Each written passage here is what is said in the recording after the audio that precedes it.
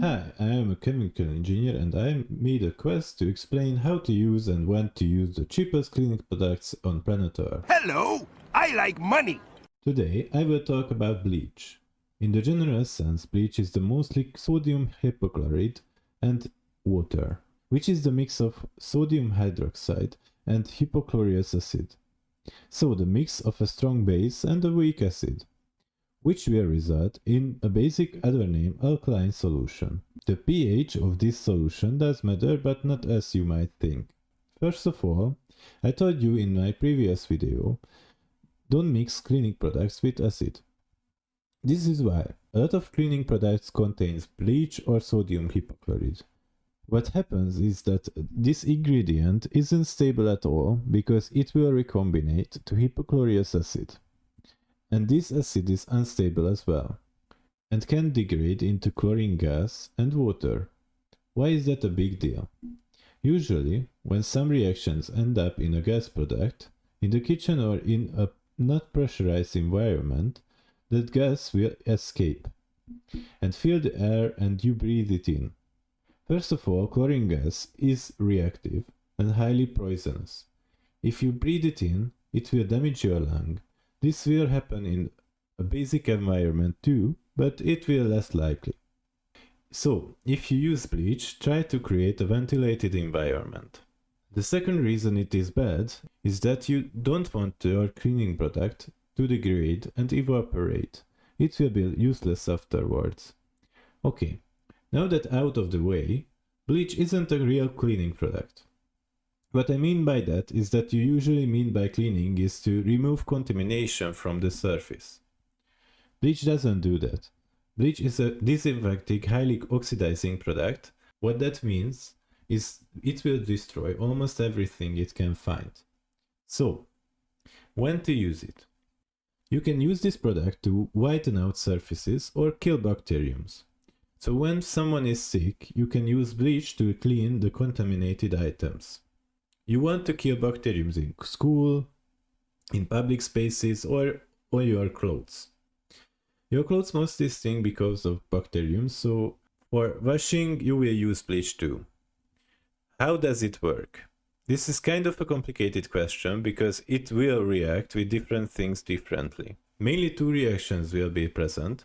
The first one, that the chlorine is an oxidation state of +1, which is highly unstable.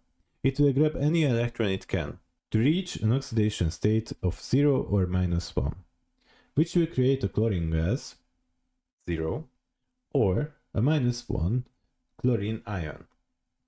This will destroy some molecules which will be contracted with. I can't give you an exact answer which molecules, but it is highly reactive.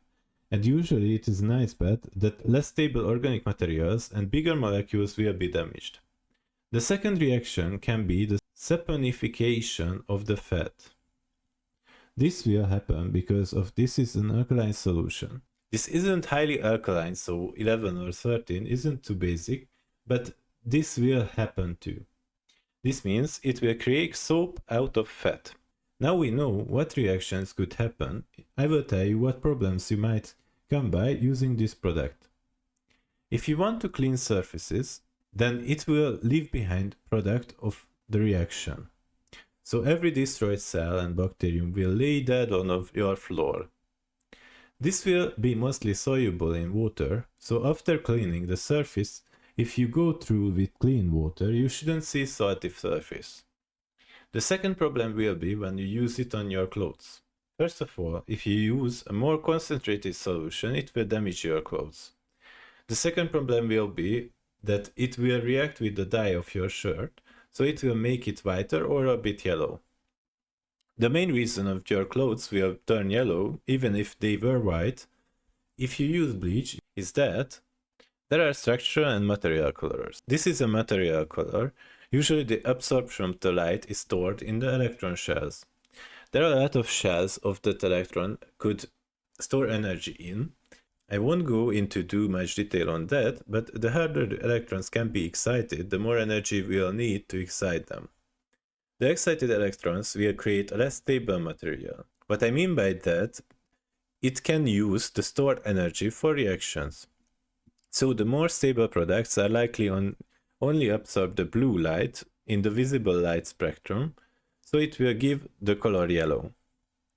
Okay, that one is kinda answered. If you see a blue shirt, for example, then you can see it absorb the color red and green more. So it is easier to excite the electrons. If you see a red shirt, then it absorbed the color blue and green more, so it needed a higher energy photon to excite the electron, and so on. It isn't exact at all, so this can be used only to guesstimate which molecule is more stable, because stability is meaningless without any material that can make a reaction with. So, the white and yellow will the most stable materials in our guesstimation, because it will only absorb some of the blue light and less from the others.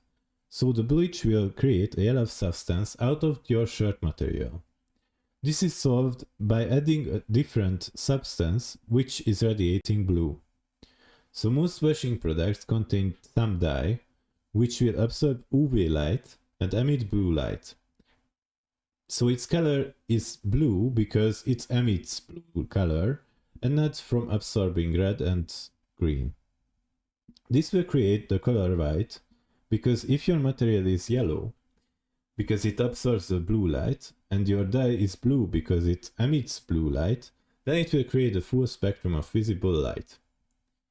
I think this is enough information for one video. If you are interested, I can go into full detail on color theory in another video. To answer the bleaching of hair, why it gets hot, why do you want to insulate it, and why does it damage your hair and how to dye afterwards. Bye!